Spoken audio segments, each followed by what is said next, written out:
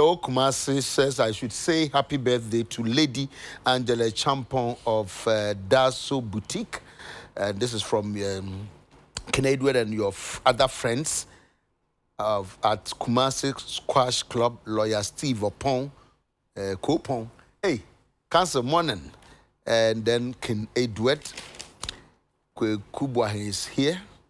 Unfa camera nto so no bia unso na Kubwa national Kubwa.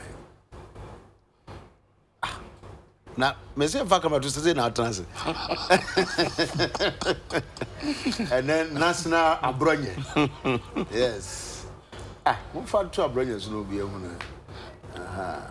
Small boy chairman. Omi no ba mu do topics bae. Ba good topic bae. Kakra se bottom. Producer. Me ma on count topic no. In the course of the program, they beat me about. Na topic no be ba. Okay, and yeah. Mame okay. Mame shase in free come. Hey, Marco for unim no. Treasure MPP treasure so my body. Takra de conference. Say a hard minim ne pa. Minim ne pa or Takra de. Western regions where baby me copa and base. Takra de and Takwa proper. Okay. Yeah. Okay.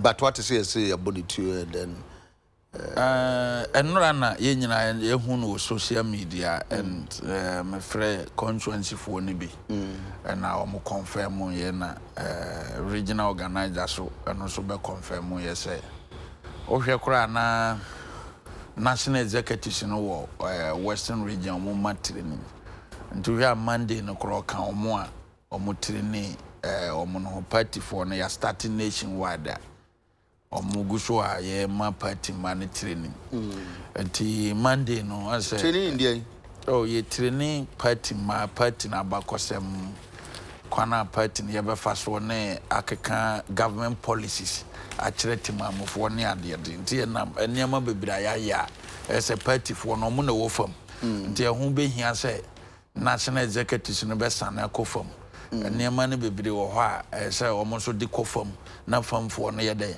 etiase ye bi ye short term ena bi so ye long term nti say omo kofam na omo kobo hu dawuru hia be hia ene mfasode a de bebre timamofo nti national executives national organizer general secretary no nyina e wo ho a omo hwese side nti Monday no kura no oko training ne bi then unfortunately yeah so ofiri ho kone na sa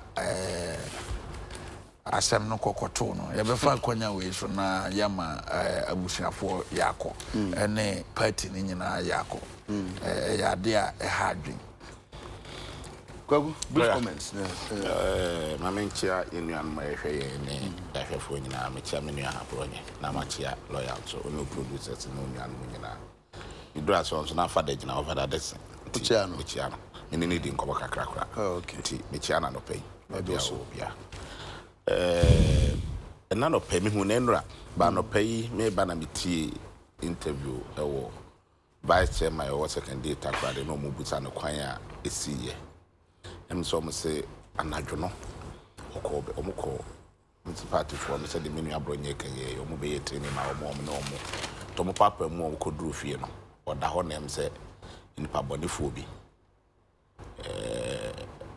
beto share de so e wo de fie na so mbe fa ne ne ma no mo sa bo ni tuo ikun no ye so mo ni nua ba ko struggle sa ni nua na kra da hospital a ono do ma mo ni tuo nkono ba mo e prepare ana ono de omo nya akwan ko be bia no wa omo eko kokun no sankofu ya anso ye seda bre regional minister anso ma me yeah ono so ne ma me watch mine omakọ akụkụ omukọ regional minister na ma me fie ama na watch mine a wati ne gate no so omoku no utumi hu say e planting anya planting na ebia odwene ho kra wonti ase say omuye area boys ana say ebia kofu bia omabomutimu process anadwo no omu bedi nyambransam yeseda betuo no mpo according to vice chairman no eta police wona ko hutuo no yɛsi tuo no da na etuo no ɔmo de yɛ saa de na akɔda efie bi mo computer house bi nti yɛsi enura nkɔfo na bɛbɔ apolisifoɔ a na ɔmo wɔ fie hɔ no a ɔmo amane yɛsɛ ɔmo hunu tuo bi ɛda on completed house bi mu nti ɔmo nkɔnkɔɛ according to ɔmo no ɔmo sɛ dabrɛ ɛyɛ tuo na nkɔfo ne yusu yɛ na ɔmo de bɛpirepira na ɔmo de bɛkum sɛ yi no nti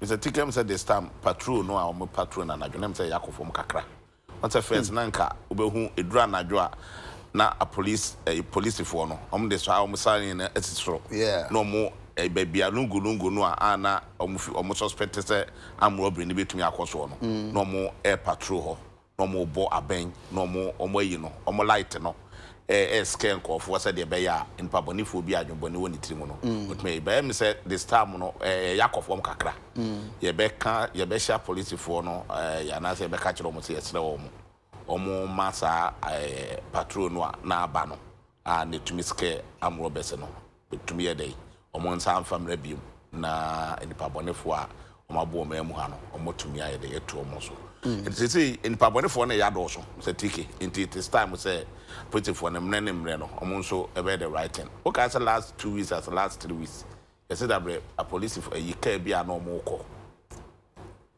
car bi na ekọ na police team am Roberts broke road no ese metuma ba fortunately na police ni bi tika no ana o ka tro mo so mo nyedin ana o shoot nkofo no omo fro car no ana o ka tro mo nem na police ni no nya egada ka de no shoot baako I see what to no munyina eye dey egana eye enti ye besre say anajo patrol no ye intensify na intumi ye once first say wo tu kwa akra kokumase a car no beba be sinsa ho sa patrol cars no beba be san ho a wo beko anim kakra bia na foforo nso etaba na border no nso no mugina so sa enti ye besre say new IGP na waba no one na be de akire ni nua no omo hwɛ saa ne ma ne yie na intumi mo ana npa bɔnefo ne ntu omo so sa ma de wawu na busuafo yɛ akɔ yɛsrɛ sɛ nyame mfa ne nsie yie na dachi be nyine be hia awosoro. Okay.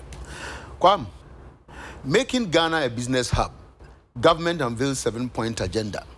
Now mampeni ishemu okoye okasai kasa ni be fasa Africa free continental trade whatever ya kanka ho asem mo kanka ho asem bia almost my 7-point agenda bi. That 7-point agenda no be no say there would be a one-stop registry of all business regulations, acts, legislative instruments, a voice for all in public consultation. Basically, the ANSA say per se a bibrim has say a jedie and this kajuma etumpong. Now, what shall say the system is CTN near my ye ya. We say idea you beat me, I no sana say ye cano ya no qua. Yaka we say my memfa we su me anope ya me ne gutafo a wokuma ase edi nkomo na nkomo minim se utie bia momo se omo de GIPC act no mo de kokoko ba bi na omo de ko ba bi a foreigners wo no omo kwa mo de amount omo de mawa mo kan che so nim so foreigner untimi ye retail business intini so de mawa na se brebi so na se we ni so dia ene omo ba no mo ba tum me no omo preso kakra wa ha se na me bi so omo se tumi be na no omo wo so omo de yes ane ma no. But almost was more Kenyan and say Abain doesn't seem to care about local businesses, protect business. And Tino, or mono air so promuti. Nasabia Buano or Canibre, and Tia this uncle Monubi. Nigeria fought to about them when in Ayabekan will be a camp business or Basami. Now finally, if you do Kumasi Shoe Factory contemplates closure. Yedisika Kwaku Red Mowes him, we are a sister for Montoniamano. So you have for no more also one person one. It's making Ghana a business hub. Are we prepared for it? And I say, brofo nani can be aqua. Medasi bebre, mamfa kwanya we na mensanchia wa hefo. Yeah. Mr. Tier free Africa continental free trade no wasem no. Because ya dia me fi say esisa bebre ma ye kan wasem na ye kan yie. Say be ya ebetima boa. Dabia obohun say AU4 hia omso brasun say abibre ma ye free ase say ye de ho but abibre ma ye free ase say ye de o ya ye preach sa de na nkaze ye nhyada so no ye ho ne edikan abibire mu man bi hu se ne man bi ye de tumpon a say yaw bi ye de ba be bam ye nhada nya no koroye se to send your European countries in Ibinum etimi kabum say ye agenda nie ye pese the next 20 years no say na ye pese ye man ekoduru ye besia ye sia meeting na se ya obia be kire na dwen ba ye kokoduru obia koduru ne man mu a na dwen ye den enko because obia wo ne offer so de ye den o de ba na ban mu nti o pese o implement say issues na o de to omanfo na nim no ansana ne ye nyina ye hia se abibirem ha na yetimi de ayede yetimi de aye aduma me kan sa ye wo sa African continental free trade year legislation ya omukọ ye treaty ya ye nyina ye sensan ye na hwe ne na nse course wo Nigeria me no ka se no krepa ewom ne se saa de na ba ye Ghana fo ya de omo ho kire omo pa ye Ghana fo adwadifo bebria omukọ kra obi wo ha ne containers o do be say atekurata be say edu esi Nigeria mu niam nyina ye den asay okoko bobo tia one thing is so hwe saa continental trade na between African countries na ewom say oman ne bi kura no ne border bi wo honom na se obetuma ese so ma 3 months notice na ya ye wura ma ba be didwa no ye ni da ho so say from this period to this period the border na ye tum sabe ya memfa misika enkonko didwa bi na ebe wi akire ne me ho akwa we say omo that ade ye da sore ya so Nigeria border no oma ye den oma tum ne nyina ne say man mu niema eba na manfo nye den ento mo de ahoho de niema ba man mu dodo te say wo mo ne ade mu na nkasa so no omo so dobi na otie omo say 1 month na omo tum mu no o man mu no omo do no etimi ne to no ekosoro mo ekokoduru $556 million enti na omo hu say so omo toto border no omo toto border no ebe mo omo de abode omo so ekono local producer yi ne bi no ma atime anya timamufo na omo do no so benya sika e de ayeden e de ayen more ama omo so economy na ye da agina yes wo ye ne site ase na mom ye nyina ye hia wo ba ha bedidwa ye nso ba bedidwa bibi sa be kwa ma me nteme ho ase ma me nteme ho ase se o ebia na ansa na no so kra no wo ba ye na se wo hu se ebia man mu hafo no mba bedidwa no wo mo ye niam bia ensem fata ye den ekotia wo but say ye call Nigeria ne ye kwa akofa mu aba ne ye da sore ai mu ni siwo ten tomatoes ne niema Ghana fo sika na akowura mu no e yade a e ha adwenye ye hwe ne nka ne ye right ya ka ne sa wie no so no gutafo asem we e ye mra ye pass no somewhere 2013 meboa sa GPIC art GPIC art no e wom say businesses binum wo ho a oma reserve e de ama Ghana fo na ye omama ye omra bebire wo ho na lawyer na implementation no any issue no why necessary hwe no ye so hwe a started from 2013 ebra na hanatete 2012 mu ho ebra hanatete wo trade and industry and say issue we start ye gutafo ye ya yantima nyeda ntu ho anamo say issue no guso wo se efi say ye be pass mra no ne se mra no yentimi mfa nya adwuma de a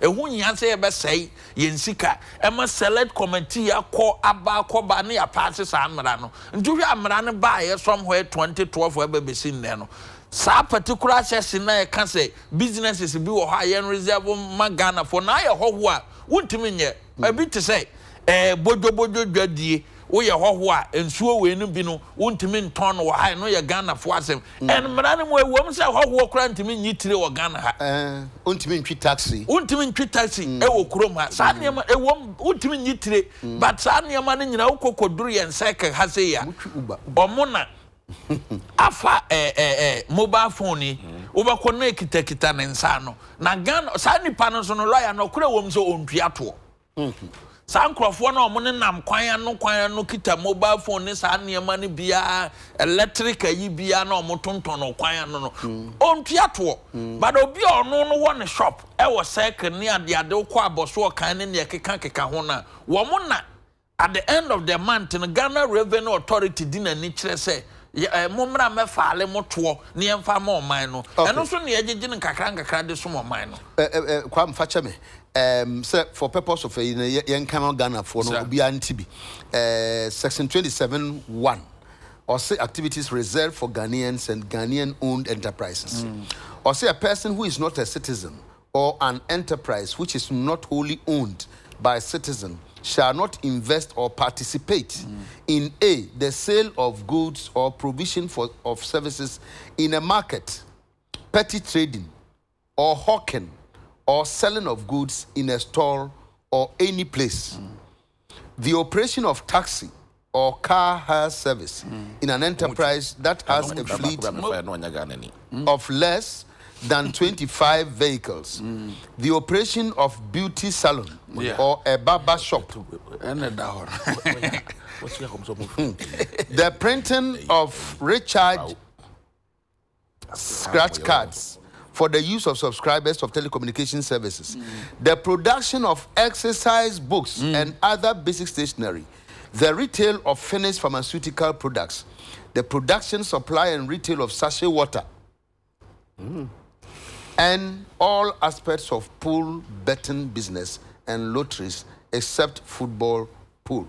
The minister, in consultation with the board, may by legislative instrument amend the list of enterprise whatever and akoso ababisi hasenti nsemno na waboboso salo we lawyer wouldn't say ya picky free the Nigerian Trade Act no Nigeria okwo hosisi a sa business nketen ya magana fonye omonye ma foreigners nye enye Ghana saba Ghana kan ho bi ya ma wonye Ghana ubo sa ono no ayi Nigeria Ghana for no mo call Nigeria 83 ba no omo chibo fruit no omo de asoa no wakọ akoton aba ne ya ma obi eno no obi na ye in charge ba sa wo Ghana ni no betena kwan ho na wo wachibo fruit aton no it's not allowed ena ye nyina ye nso ya pick bi ada na Nigeria the implementation ye dey eye adwuma na ya pass mra we edi free be say ye nya be say mfie nwotwe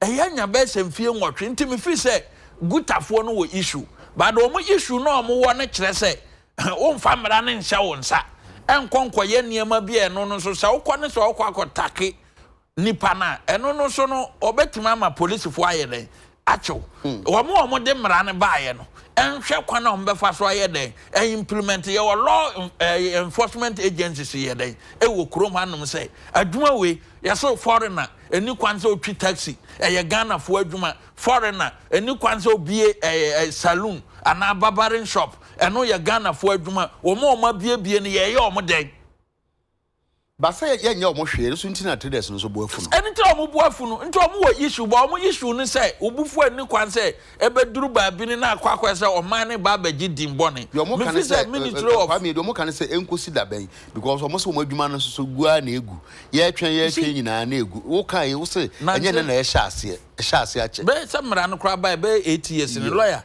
na nsen ye ka ho asem no ote say omo raise issue say ye ya ye nhwe ne yie na Ghana fo a e wo Nigeria amodoso e na omo wa ha ye den ye wo Ghana fo bebre e wo Nigeria nti ye nhwe ne yie na Nigeria fo no so ba Ghana ba 7 million Nigerian fo ne wa no sa man bia wo betena mu bia no lawyer e say wo de man ne mra ye den e ye adwuma o man bia wo betena mu bia me no kasa krom ha say ukwa yuka da bia meka Wamo have a year wo honom no we foreigner benefit be you pay you pay sanse share na baby a o man bia lawyer me no kasa Kenya 2018 we must start free education we must start free education o ma ye say we foreigner benefit be also had there you go to Argentina woman national health insurance in Argentina for implementing why you pay as a foreigner mo yama ho citizen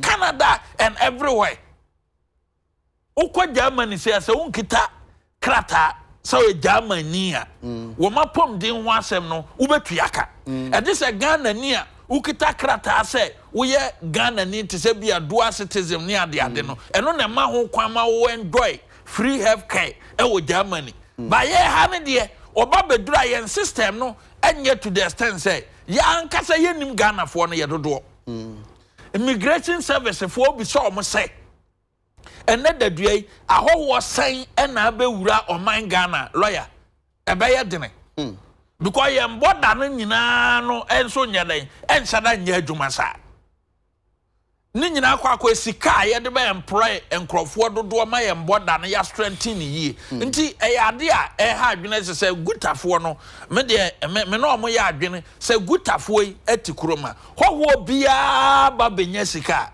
lawyer no kure wom se odebekọ no kurom no akwakoye ne man yi because ahoho mo ba ha bia abrofo aye omo de an se ebi kura na on heda nye endevelop bibi kese no apene dan bi no ahan kakra bi na sika no toton sa no di sika na ekọ kurom but bi ti say aboso kan adwadifo Ghana adwadifo de ye boam ne so mo business ni gina eho because aban bia no ho lawyer obetima fa coming back to omampanyini issue no we nyina kokowie se kwana e befa so grow the private sector because it me grow the private sector na yia and e be matemamufo no aban ho be henha ne say pressure fa yadwuma na so betie na fa yadwuma ne se emra na woni yantima mfam protect temamufo na omo kita nsa no adwuma te say ebi te say despite group omo madwuma na grow no obi free baabi no oba beje ya obeda afa amanfo moma yede aye adwuma enti growing the private sector ne gina say samra we num nyina say hwe ne yede ye na Ghana fo a wo mo no so ye adwuma no hu say yes wo beton bibia ese okọ Ghana ni ne shop wo say de mra ne kire no na Ghana ni no e de amaw no wakọ akoton aba no abeje o percentage na Ghana ni no wo kwafa free Nigeria menso ma kofa bi free UK na me de aba me kofa bi free Dubai me na yase me nya shop na me mfa niema no ngum ma yese Ghana ni ma di mra no so say me ntimi nkita no wo mensa no nto me de aba be gu shop ho ne de aba ye oduru sekre o se me na mini o ntimi ton Ghana ni no de na egu shop no o ye ne de and necessary ne ka ho asem ko kokwaje bosia na okwaje ye no interest ye den ewom anti Ministry of Trade and Industry and GIPC and all those allied and the security agency and so mo hu se saade we no e serious because mo man to mo ne ma bang bosia na o maje na e be ye ne den nti security agencies take up the matter se ye mra na se mra kro no timidi obi owi abode e kwa afiase mra kro no timidi obi owi aponche ko ye de a na sa mra kro no so kire se enye we na ye ntimi implement de a then I can't think far kwagu lawyer media it is Ghana yeso nkofo bebre so o memu amyemma sebe ye mra na ye wo memu ana nya dwuma if we say sa African Continental Free Trade Area ya ye pese establishing Ghana hai say Africa fo nya na kwaje tu ada na Ghana hanko na ye de generosity nti ye hade ye se mfamra ha na obi a medampo ne niama begua no meton secretary de se mfamra ha but say the ba na che to no obi atwe de ne niama ba ha beton obeton aye nya ne hwe every tete an ye generosity no sa tete de enko an ye enti obi abo mamu ha de ope an otumi ye senior ubedru baabi no even ye nuan ma wo aboso kan ye ho ubedru ho no de onye Ghana ni mpokura no opam ni nua opam Ghana ni afri what say ni area oh yeah omokromo ni ndi chen yes opam na afri ho na sasamba utimi nya support yes even police sometimes support yes obe support na Ghana sometimes unfortunately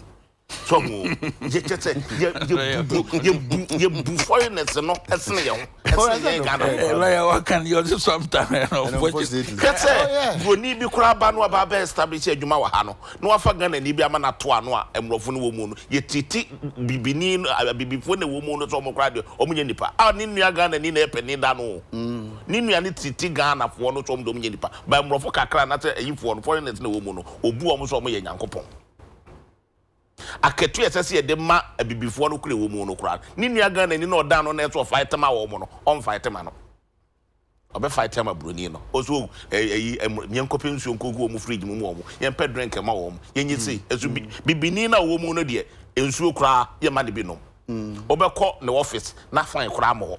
And so na you know foreign no ye the air condition abon office amano. Ah, hesh. Yes. That's a hesh.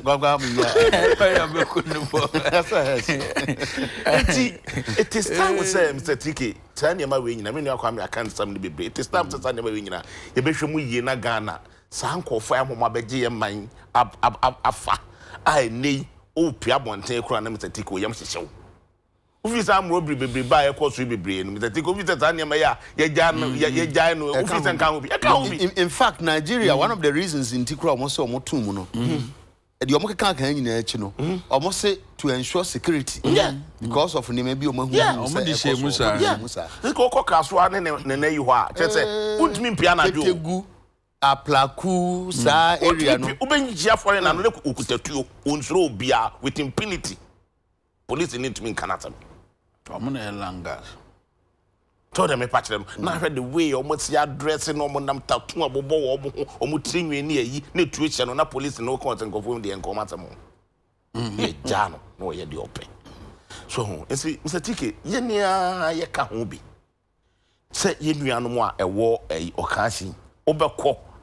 Ono ni tika kakra wonya bojo o de tonto tin kakra kakra na broni bi nso akwa ne de dia ba begu ka mu ti ho no o ton no oboni don komi broni o tontos unim se me call sometimes I go me call sa volta tilapia catch so moton tilapia e wo tama ashama area and problem ba ko mo ka kire me say omo maye omo cold store no ho amam for beto no China for be ba no mo de car abesi omo de ni chen oboni don komi fofofo no obodon komi fofofo ntina manfo so kwa eto ne de no so hakoto no na ono na yetimi identify no because car na de oba yetimi wetu car no kura de akọ na omo tom de ntina omo de no so no e ba for just because of sa your factories are na wo omem ho omo yentoma mayen won sa entoma sa ATP no mo ne GTP it say ni nyina gu because sa entoma yo mo cover free Togo no Nigeria na yi bai e ba fofofo enti omo mo ton enema wudwom na no mo to African printing e so mo nyina jai because what the buy and top because we have been down there 20 cities efa poor now we ton 50 cities here one better. So, but kwakwe you no kwa me na question pese bisa na say ye kan GIPC act or say ahoho kra na ya bro mo from Hawking yes enso santuma ye so mo no mo de na enti mo na so mo bo ho ba no obi ahu say hawk bi twam ho na omo na mo ba bi say sa full case ya ye turn wo Ghana ha nyina wo be hia omo a ayi ne etran omo ko ni nyina ye foreigners full case ye enti Mr. Tiki hwan asede say so hwe no protect Ghana business GPIC enti omo ye de omantic and the two omo kento omo nso de no mo ye de abo Ghana po because tax na Ghana fo no etua no omo nya so mfa so onso bi oton ade oman mu ha bi ye te no otua tax oh yeah apart from so be kwa kotua via VAT no uto bi bia nso a ye te tua tax eta wo so hawk no nso de okọ one of ahụ bay so enti ma ye nya ni de fofofo ye nso so ya ye te nso ya ye to no se tika hwan empa de efo banka na ka system bi ye adwuma system ye adwuma anam se tika ye masa enema we nkoso a obia ebedi ne lemu na de ese ye to no yakwa akoto na because tika na ye nya na ka Ghana he ya ye nyina ye dia we wo ton ebi mpokura wo transfer e de akọ wa ye ni sefa o se ebia na kwabi sorry kwaku yenti to dad you complain yenti asidi yenti minya ho hwe enya repatriation because niam na obeto ni nyina no se wo ya obesesa no dollar nti wo ton na ha na nya sidi wi a na asesa no dollar ne de ko da bia sa na ene to say the banking system na ye no so obie bank Ghana ha otumi di ATM ana visa eyi ewe ni kurom so ni sa obia kan so kuta visa nko ana so obia omo ho no ye makwan sa so enti de minuanum gutafo no ka no lawyer tese nyina media fo mo so na mo awo mo omo se mo kan ewo mo ba so mo nya komafo nti omo nya komafo because o kan yesi de tiri akwa say free trade eyi mu nti no o ye ho hwe yenye enti e betra ha ama na akoso sa even Cote d'Ivoire ya ye nua no Ghana fo ekoton foot won say wona mo di foot ntade ko pa akọ kantama to body ni say Cote d'Ivoire so Mr. Tik mama Cote d'Ivoire okay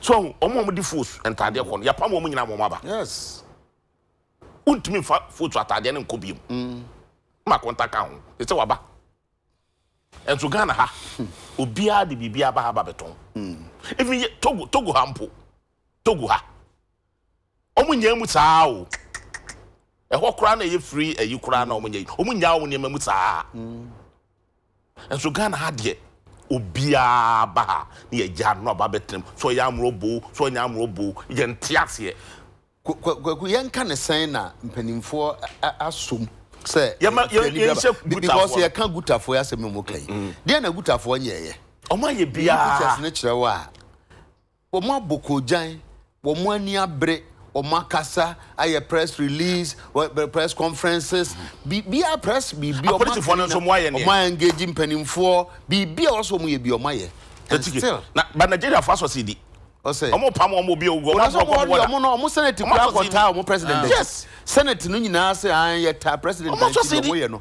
omo customs fo nyina kota omo ntiantu yenya bia well na ye nyina media fo ayi police fo atwajafo na ban ne so ta akire ne ye bi ne protect ye na ye nua no mo ma ne emema edi dwa no omo dwuma na tumi akoto ntete ko man mo ayedin o say couple with service sika ehun aye den kakra no oton ade ne yensa nto na obi sa ade ne dia betiwo ede obenya kakra na be na ode ne dia na ba betiwo no ateso fofofo wateso no dia ba besi wo store na nim yes you are right ateso fofofo omo no mo gina ho fefe and utimi wo mani ma you can see frustration and pain enyo no obebi o store na mtetike oba ne yantade ba akopekra na hu tu obi de ne dia beti ne mo ne yeton a enyo ya mami fue bro ma brand an wotuma nyiska kwaje store ansa na baje store ba ko Ghana the thing nyiska ketwa o a obese tua ho property rate every month bi at every year bia na wo de niema na be kwa go store no ye nto na obi de ne dia betu nchen o kan ye say ya Africa de Ghana de sa ne hospitality nti sa ne ya ye ngeje wo mo so ana ya jeje wo mo so a no mu kunkum ye kwam they say bona wa ban wo power dey na wo say dey na mo be kan ma aban atese ade na ye problem ye wi a Kumasi shoe factory no so Kumasi shoe factory do bi kra ye de politics kakra ene na o anwene ne si ho no say police for so mo police for nkwaje niam no soja for kra no mo wo interest ho mu no ye so mo nkwaje immigration for nkwaje na mo nkwaje no me say me metie say should me she bi enye yi se minim se mu hwan na opebi na nke nkwaje la no krepa wo me say o hwe sa GPIC art na ye pese ye mani develop na yes amanone aye kwa say implement sa amarawi ena asema da bia ye campaign for no suro ni say because of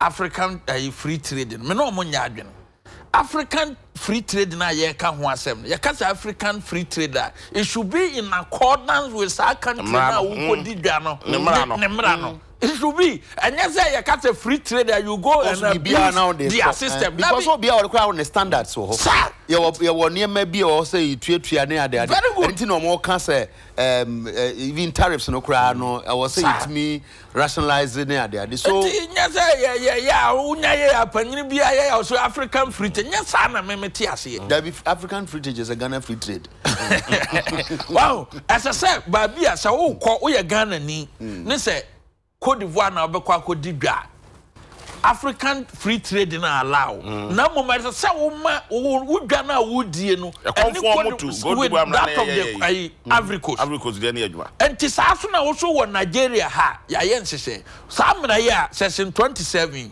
ni etia ne say yen ka say ma hoho ma medidwa na mo waba be store say the magic store no and good afo so kra kasa asem omo say wabio store a wo ton ne ma menya against na mo be store me tuatas me tua other taxes the man ban ne yi nti wo so be bi ene oya aduru ha ye nyira ya bie store ne se me de be donkom ya ne de nya ase na se wo be gina kwa ho abo donkom na me ne ma gusu wa inside de enye yi eno na ye issue as say hwe ne ye den ye kan one ye timi implement sa amene lawyer fin kura so beti cause ankofo a motonton niema ewa yi omo na di fin ni ayi ba say ukoka na oye hoho nti ebia ye nkrofo ewo omo krom ne ye say bi say ho ne say Ghana fo a womo wo Nigeria ho say de sa make case ya womo wo Nigeria sa na omo du omo dwa na Nigeria fine na obekwa Ghana fo gina kwa ho tonton mobile phone ni ntosi ni jene fine womo nte wa robo ahia ye chew kra ba bia de bekwa akosha dufu mfum no nye den wo ma bia na mo ye nka se obi nkodufu obi yemfa the lay down procedure na kwana ebe fa so ye den emomafo ne kroma ejeje ahoho lawyer me fa France to Amsterdam na ye kwo no KLM omo na ta ye sa de no womo tim hwe yanim ebra ye be board no efre akokofo no nipa akokofo no so omo nika no nyere enkofro flight no na ya ka nipa tuntumfo nipa 7 no ne egusu gina ho yimu me e bia tom da France to Amsterdam and so Ghana untim nkonkoye and lawyer wo hwe kumasi sufa ansa na ba ho no me nua pani bi so de bi boy enkomo no na de odi asend me ni o lawyer o sanso lecture o KNUST or say the GIPC law 865 as amended in 2013 was Act 478 from 1994. The act has issues, hence its implementation. 1. The GIPC that is supposed to enforce is a promoting institution and will attract negative publicity in their quest for FDI when seen as harassing foreigners. Hence, they will not do that. GIPC na promote business no ono aso hwe say promotion so abontin so enti ono anka say ko fa nkrofo aba ndi say e ba de say ono no kodi animu a e be say also the Ministry of Trade and Industry has no interest since the enactment is not under their ministry. GIPC is under the presidency, not under Ministry of Trade as others think. Section 28(5) makes enforcement difficult since you may not know the marriage status of the foreigner. Here's where foreigner no. The Ghana Immigration Service has a responsibility to arrest those who have no work permit since ECOWAS is not yet a common market. The GUTA must direct their efforts to the Ministry of Presidential Affairs Chief of Staff and not the Ministry of Trade and Industry. Well, that's what we say. Ghana Investment Promotion Center. Netiene say, yes, you promote two businesses here. And your business be a business. And man say you promote two business here. Business here, Casa Ghana will be a business, a registered business as some year can you? Yeah. We are talking about registered business. And you'll be on no Gina Kwan. If so, what register business here? And I'm running my home coin. No, I set it up or shop, small enterprise be near Barbecue to a registered business. Now register our business here. And Oya Ghana Revenue Authority, you know, answer a bit magic a company enterprise which one who register. Yes, I here. And to be no dinner quite 100 year. Not some mum cry. Still, I bet my day. I am for so. Not some mum, and I say for your session. But once again, GIPC, me almost structure the city. Whether so more all over the place as in every more regional office and how well resourced that's what was our capacity to class who multimedia koyeni. It's a matter of some more engaging. Said the Kwaku police for Bababere. A Babes now, or her session 28 no castle, be our castle foreigner. Foreigner now. Would be him just that now because of Sabia, what dear near you. Because I Nigerian news were Ghana. Sometimes that's the problem we have. We also Lebanese, but over here now, we come Lebanese, not Ghana. Lawyer, castle foreigner now, Jina. And I say, you show him, not because I know you're Ghana near now, so about Warawa. Still, I'm running say, and you know, Quahonia day, and Tonwa dear, and I'm a boy. But says on your in Ibium. onye Lebanese biom oya Ghana ni say awade na de ne ba ya mra na say wo ware Ghana ni wo ye Lebanese ba ono ani mra na say wo ba be ware Ghana ni te say lawyer mra ma ho kwan ma wo ye de utimi eye Ghana ni wo pass through the entini ehwe mu say wa be ya ampa na say wo bisa those documents say nye de ne so we Lebanese ni na say wa ba ha na say dem abaye Ghana ni a e wo process article 8 no can process oba fa so oba register no abaye Ghanaian say bia me kunu na e Ghana ni na me ye Lebanese ma ba ba ware e mra no ma ho kwan say kunu ye Ghana ni dey you process na say me ma be Ghana the Ministry of Interior ni ade nti stereo bet my what do say people erroneously living things say you Ghana ha pe we Ghana ni so ne ya oti we nya be wo Ghana ha wo parents free him ba happy be Ghana ni enti no sa nkro na no mo register Ghana card na o mo dey call access free SHS no o argument no say oh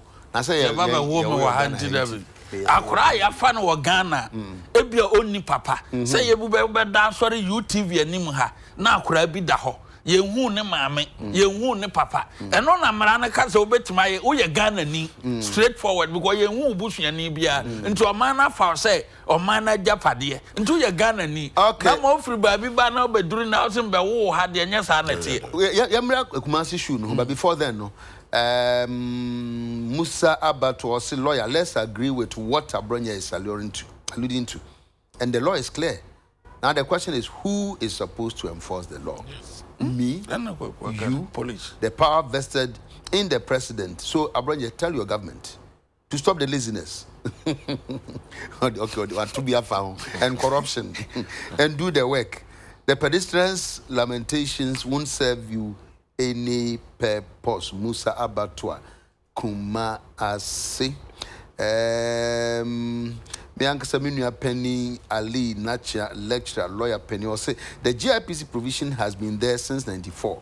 The act was revised in 2013 and maintained the provision, so it is not a new law provision. Okay.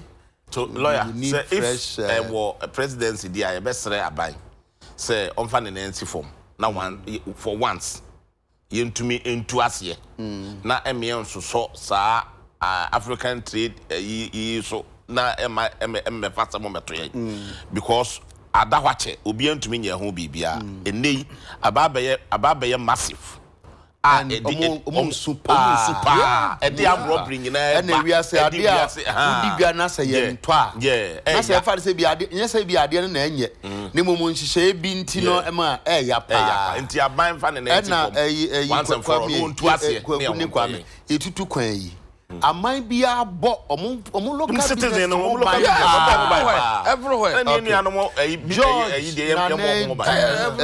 George Nana Jedu of Tema Community 4. It's your birthday today, George Nana Jedu of Tema Community 4 from Adwa Champo Match Boakudia. Me boy Champo Match Boakudia say mo be free ba. To you George Nana Jedu of Tema Community 4.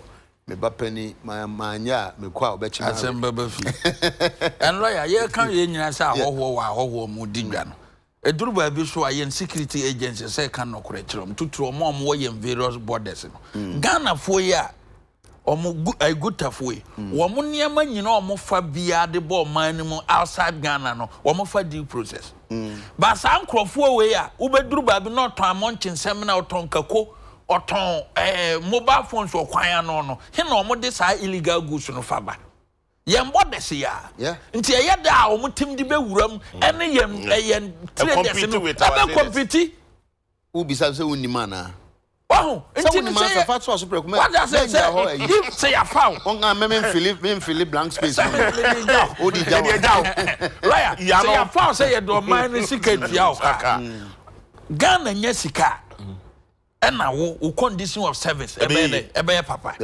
obi de anwe ni sa so open table top ya na haya maje enti ne guso gina day 1 wo pese Ghana develop yes UK but UK system no a wo nya akwanya because security officer wo UK no ebia na wo kwaku unim kwabe eda me first time me call China me hu ade bi wona me say Ghana de high loose Unim say ura China shops minim se bia na asesa ba bia be call bia me koto ade bia me passport answer. Yeah. Oh yes. Even scakran to me to Now say woje ya je passport na e ho no receipt kura be print no na da wo be free krom ho. E wo so. It yam fan say bia say wo time na so a shop ho na on be alert mpanimfo. Na ya ja okwan. But I had the Sanate lawyer me am koto ade o Düsseldorf.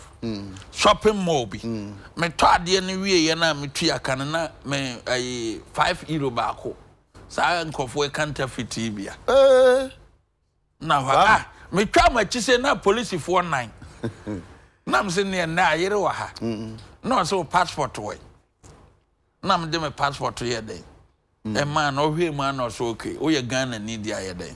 Ekonanka oye Nigeria Colombia o se Colombia fo no o mo na oduru Germany counterfeit o muka o se kuro no ma dia na baya ne kirekire me mu say nka me passport no kura ni mi ncha ko mbeche me because hide kura wo to ade a supermarket o say wo kita o passport mi no chese say Colombia fo no de o mo no mo ntiye e wo Germany ho tin kwasa na anye Colombia kama habiem kwagu mama kwaku nka we Kumasi shoe factory no yeah Mr. Tiki Kumasi shoe factory no de say state wom ayet wo mo mpempa bo ano say no kra de a medi ho ya opa because wo hwe kwan a ye fa so say ye local industries ne se mukena ne etuma produce ne ma wo memo a eno abi ne ye kan yo Mr. Tiki ana asojafo yi boa na ban boa na discussion mu na bie sa factory ana ye mpaboa num so man mpaboa ma asojafo pen o ma ye bi immigration pen o ma ye bi even kura school for kura o ka so ma ye bi school for kwala yeah yes na e koso na mete kura se ne so mu ton bi kura o market ma utumi kokoton bi e ba beton e wo kejeti market ne na sende ye se mpaboa na o mo ye no o mo mpatojafo ne so o mo pen security agencies ne so o mo pen to mo pabo chire dia to sanity dia me do omo ya baba sa no mo ka and this is the first time I say me ya back edi enti ana omo mpe Ghana ade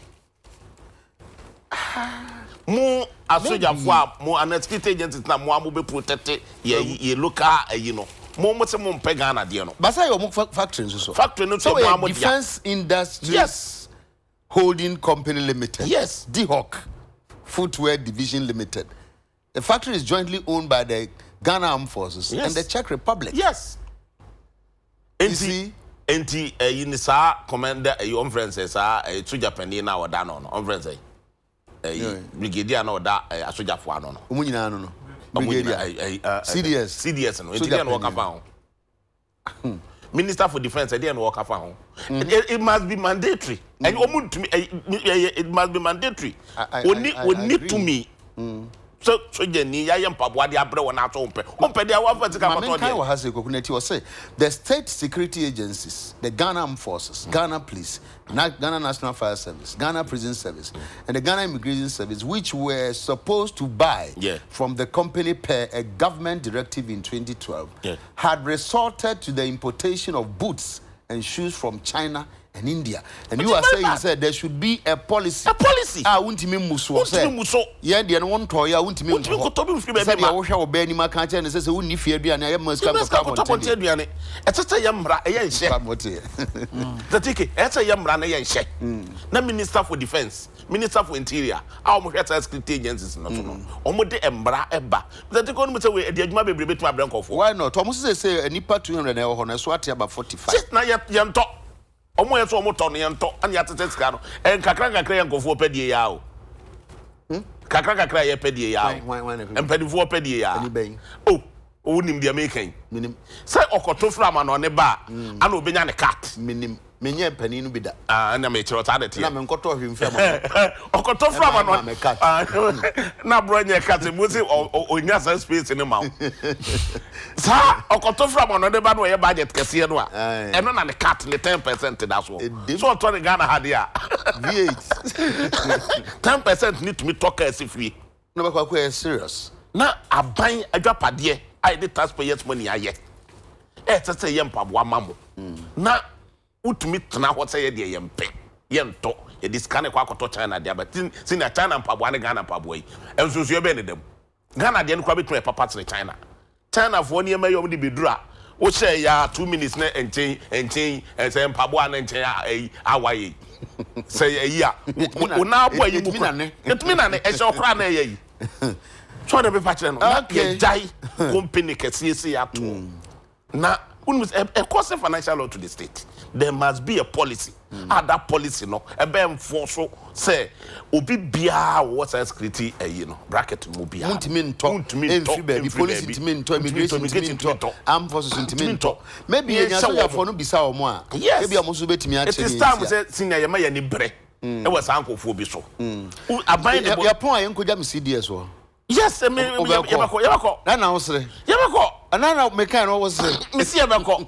So do I lawyer to do it in Wako. Your conference, I don't what I mean, you edge. Your conference, well, Miss Small man, Pennywana.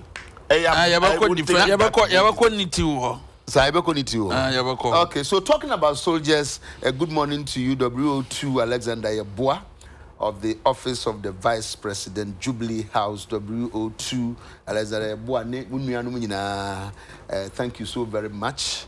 And then Omomo Kanina answer Mr. Seth Opoku and Omomo Kanina answer. Abranye. Sampa Boasemi Benedict. No lawyer, that's only me my own country. A person may teach the swell. Said no uba program, the obete, and say, near bre papa. Now, only a kuba and cry, said, near Sia Breno. Say, your policy. Now, you're my police for immigration. No more comoto monto baby. Inti Obeja to mana. Bakwakoka. Yabakwakoka. Yabaka was one way I am running the answer. Oh, right, I didn't. Say about programs we are near issue communicate. Now we have memory at the aswell. Good time. Now we are by a can far a briquay minister alcohol.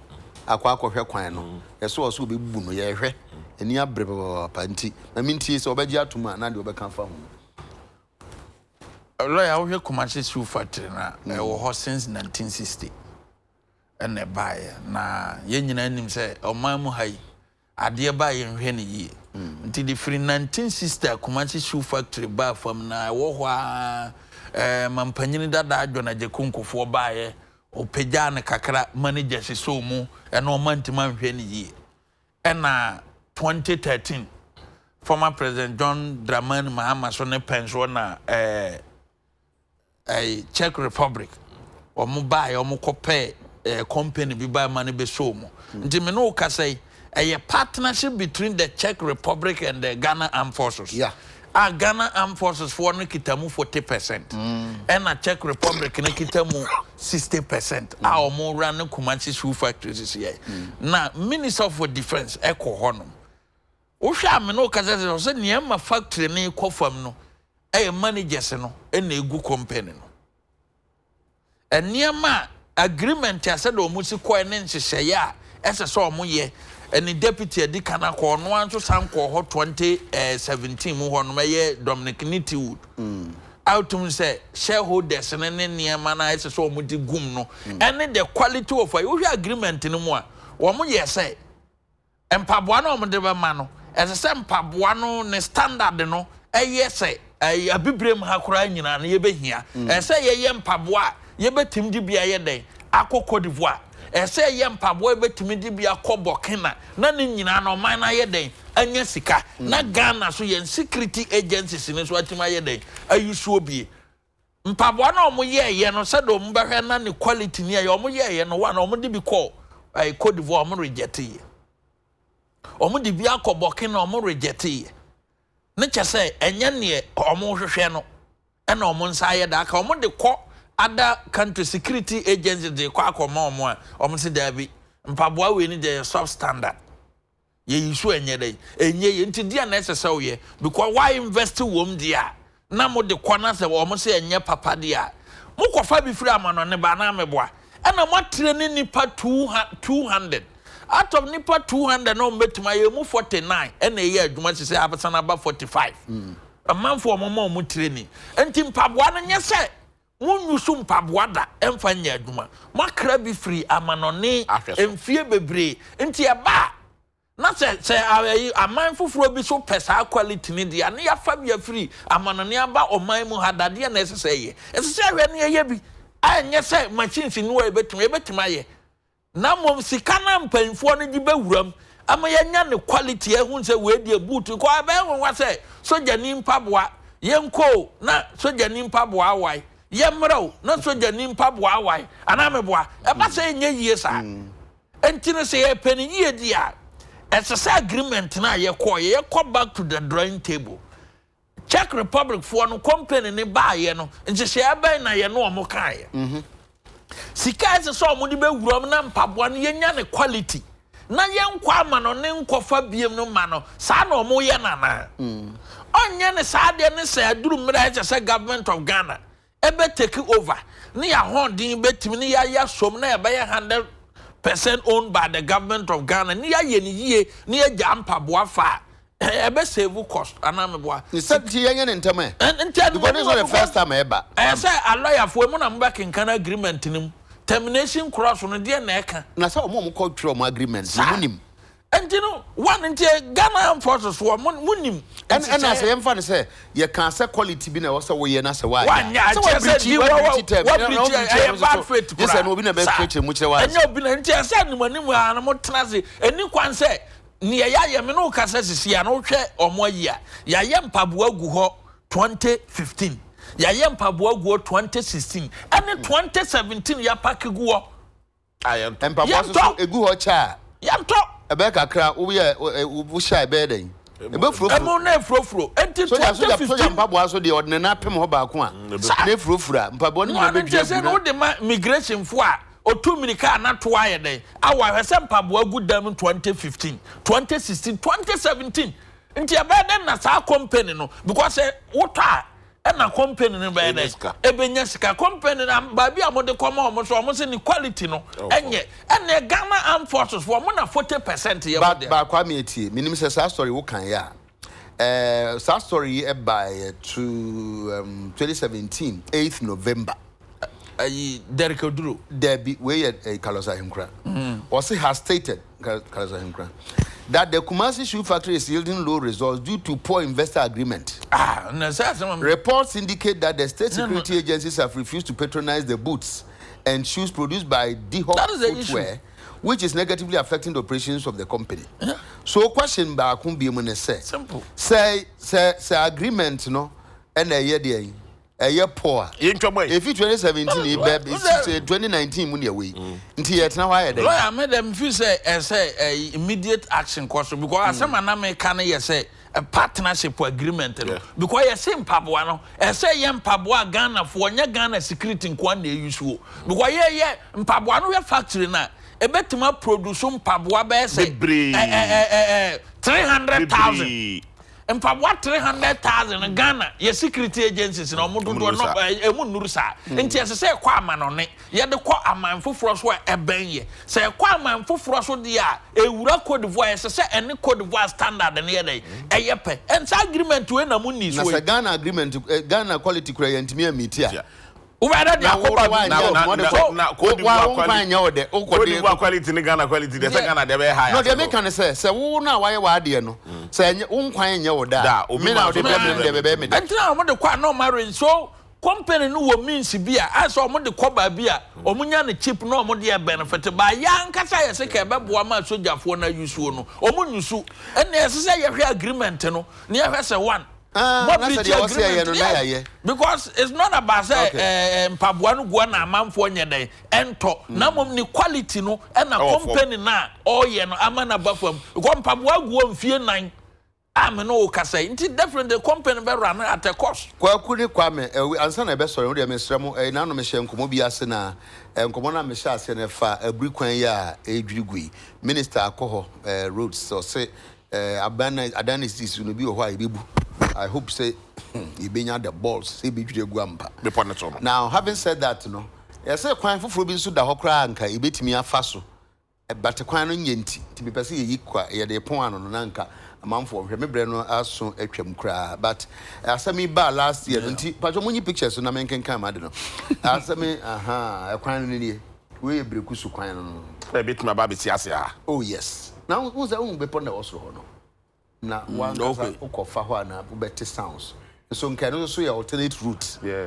So Okay. And so no. The best cars. Also best cars no. Sentina man from Fahon. Yeah. So we move so. No. Aha. Ye actually is it me compile wa hwe. Aboa kese we. Come na time. And so can say how the cram pass a jama a short tempo. Inti a kwan da hon. We me na me comment. Munye mame. Munye mame. I say, Nina Quack says, okay, a burina no see na. Said 2013 na BC ya, a ye say cast best 7. And as an ababium. As an ababium, you say a big investment in 170 acre. A quine on your cacato. And yes, Cacato, Bomoa, Sicacassi 170. A close to a million. Yeah, Tim Chichiku. So I quite know once a year can a year.